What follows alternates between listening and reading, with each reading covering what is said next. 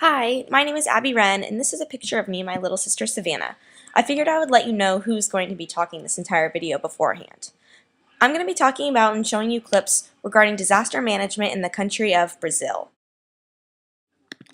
Typically when people think of natural disasters, they think of the terrible tsunami that hit Japan in 2011 or Hurricane Katrina that hit Louisiana in the Panhandle back in 2005. Brazilian natural disasters rarely come to mind. However, over the past few decades, the likelihood of these disasters, especially in the northern region of Brazil, are becoming more and more common. These regions of Brazil have been exposed to several traumatic disasters, such as droughts, floods, forest fires, landslides, and many more. Droughts are the main disaster that I'm going to be focusing on here. The droughts that Brazil faces regularly have led to thousands of lives being lost, an extreme case of homelessness in some areas, and also irreparable damage to the land. Due to the affected area of Brazil being such a rural and poverty-stricken region, these types of hardships are hard for the local people to recover from. Therefore, it is vital that the Brazilian government has set preliminary strategies and preventative risk management measures in order to aid the victims of these natural disasters. In Brazil, the local farmers depend upon rainfall from around December to later on in May in order to maintain their livelihood. Due to these unpredictable circumstances, the individuals of such states in Brazil tend to be negatively affected, not only by losing their yearly crops, but also by losing their only income in such a rural area of the world.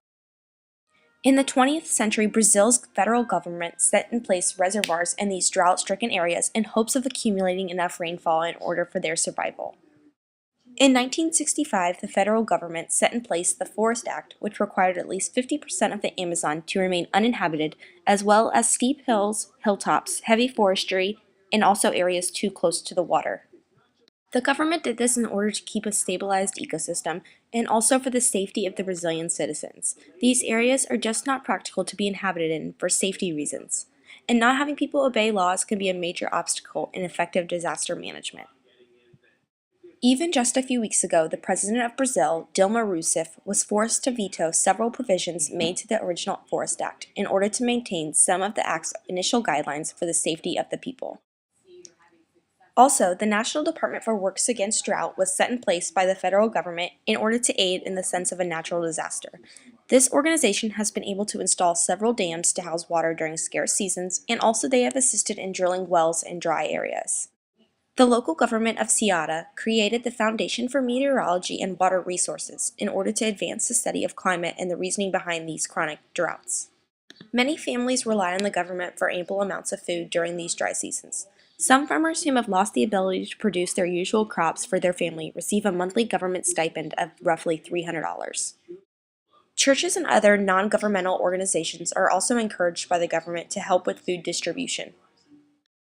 In 1998, the federal and state level governments cultivated a plan to start local level civil defense commissions in each district of Brazil. Representation from each district would be diverse. From there, these representatives would help families register for government aid. This entire relief program cost almost $350 million. It was able to provide over 450,000 monthly food baskets, over 300 water trucks, and over 200,000 jobs were created building larger and more efficient water storage. The local and state governments were also able to begin a literacy program for the citizens to enroll. Although droughts are the main component discussed in this video, they are not the only emergency disasters that Brazil must prepare themselves for.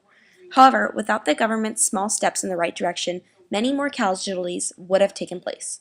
Brazil is constantly growing and evolving as a government, and is making continuous strides to better and protect the lives of its citizens in a more beneficial way.